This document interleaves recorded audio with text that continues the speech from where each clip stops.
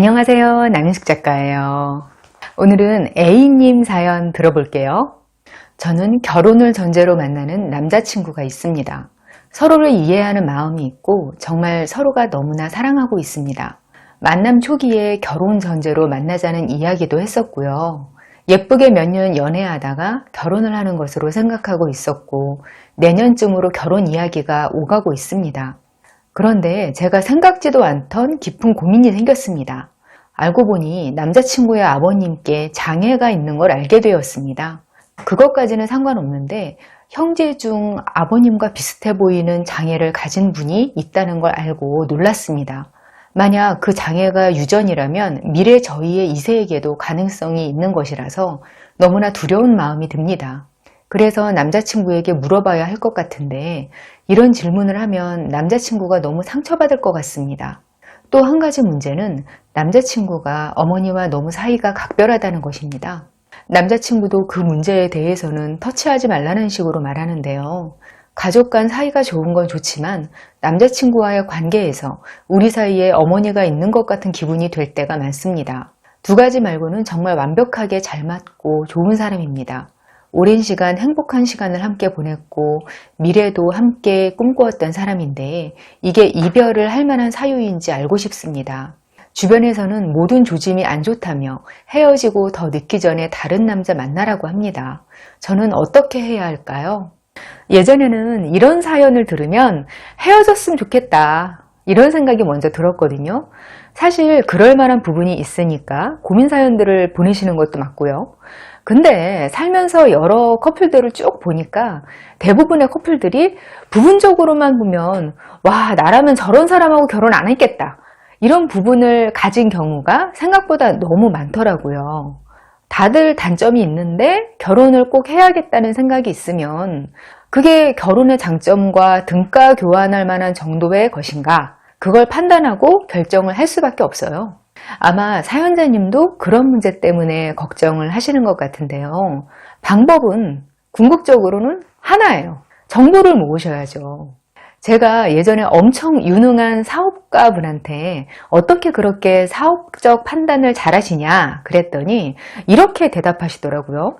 무조건 정보를 최대한 모아야 한다 이렇게요. 사업뿐만이 아니라 우리가 인생에서 중요한 판단을 해야 할 때 최대치로 정보를 모아야 한다는 것부터 먼저 생각하셔야 돼요. 여기서 정보라는 건 주변의 의견 이런 게 아니에요.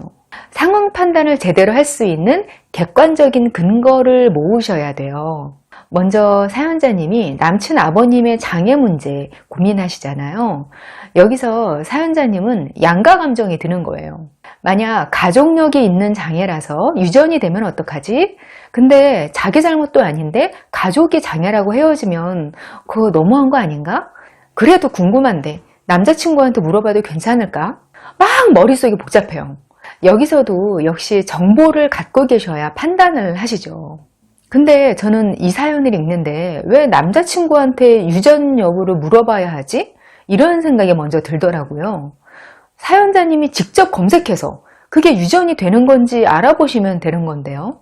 그럼 그 아버님과 형제분이 어떤 장애인지를 정확히 알아야 하잖아요. 그건 그냥 남친한테 직접 물어보세요. 내년에 결혼을 생각하는 사이인데 그 정도도 못 물어볼 관계는 절대 아니거든요. 미래의 아내한테 그 정도도 대답 안 해주거나 물어본다고 화를 낸다? 만약 상대가 그런 태도로 보인다면 딴 건 제쳐두고 그것 때문에라도 반드시 헤어져야 하는 사람인 거거든요. 결혼이라는 게 생각보다 무르기가 힘들고 상처가 많이 나는 일이에요. 그런 일을 결정하면서 상대 기분 나쁠 것만 두려워하고 있으면 안 되죠. 특히 여성분들이 이 비슷한 고민들을 정말 많이 하세요.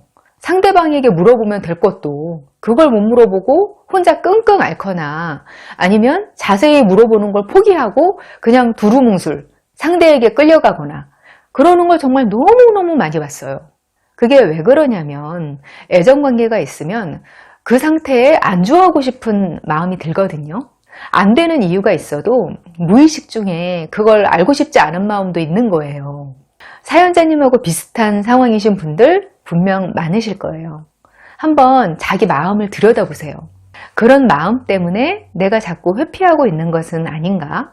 결혼하기 전에는 서로 많이 물어보고 그 이면도 확인해보고 알아보고 이런 걸 미루시면 안 돼요. 정리해보면 사연자님은 남자친구와의 대화를 통해서 장애 종류를 물어보세요. 만약 1차로 아버님과 형제분의 장애가 전혀 다른 종류다. 후천적인 거다. 그러면 그 고민은 벌써 해결인 거죠. 근데 두 분이 같은 종류의 장애다. 그러면 따로 검색해서 정보 모으셔야죠. 요즘은 조금만 검색해도 질병에 관한 건 진짜 잘 나와요. 아마 몇 시간만 검색해봐도 남자친구 본인보다 더 많이 알아낼 수도 있어요. 그러면 그 정보를 바탕으로 사연자님 본인이 판단하셔야죠. 유전이 안 된다. 그러면 다행인 거고, 유전이 되는데 몇 프로다. 그러면 그 확률에 내 인생을 걸지 말지 그때 가서 판단하셔야죠. 어머니와의 관계는 이건 남자친구와 대화를 해보고 그 반응을 보는 수밖에 없어요. 사실 남자친구분이 벌써 그 문제는 터치하지 말라 그랬다고 하셨어요. 그건 결혼 이후에도 남편이 변할 가능성이 별로 없다는 뜻이에요. 변한다고 해도 엄청난 진통이 따를 거고요. 그게 생각보다 굉장히 고통스러울 수도 있어요. 전에 통계를 봤는데 한국에서는 신혼 이혼 사유의 50% 이상이 고부 갈등이에요. 그러니까 이건 지금 예비 시어머니와 남편의 관계가 어떤 상태인가? 여기서도 정보를 아시는 게 중요해요. 자꾸 그것 관련해서 대화를 해보세요. 이걸 피하지 마시라는 거예요. 결혼 이후 남친이 이 문제에서 어떤 입장을 취할 것 같은지 물어보세요. 그 이야기를 듣다 보면 자꾸 남친의 입장이 나오게 돼요.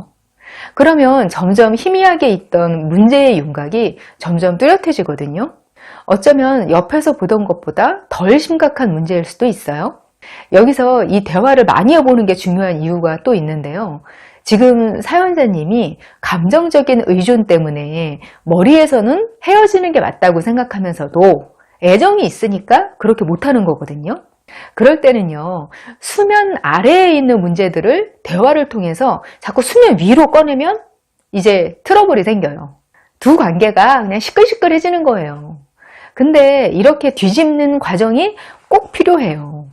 이 과정이 지나면 양쪽 어느 방향으로든 정리가 돼요. 사연자님이 상대에 대해 정이 떨어져서 좀 더 확신을 갖고 헤어지거나 이 정도는 내가 감당할 수 있겠다 판단돼서 계속 같이 가거나 알고 보면 남녀관계에서도 용기가 필요해요.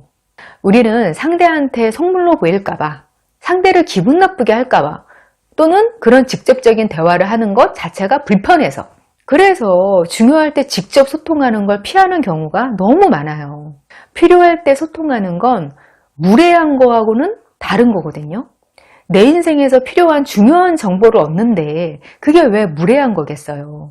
근데 굳이 그런 소통을 무례한 태도로 할 필요는 없겠죠. 상대를 배려하는 태도를 보여야 한다는 건 잊지 마시고요. 꼭 필요한 소통은 겁내지 말고 하고 사세요. 꼭 연애가 아니더라도 이게 몸에 배어 있으면 앞으로 인생이 달라질 거예요. 사연자님, 그리고 관계에서 고민하시는 분들께 오늘 드린 이야기가 힌트가 되면 좋겠어요. 저와 더 깊은 소통을 하고 싶으시면 네이버 카페 어른성장학교로 오세요. 저는 다음 시간에 또 만나요. 안녕.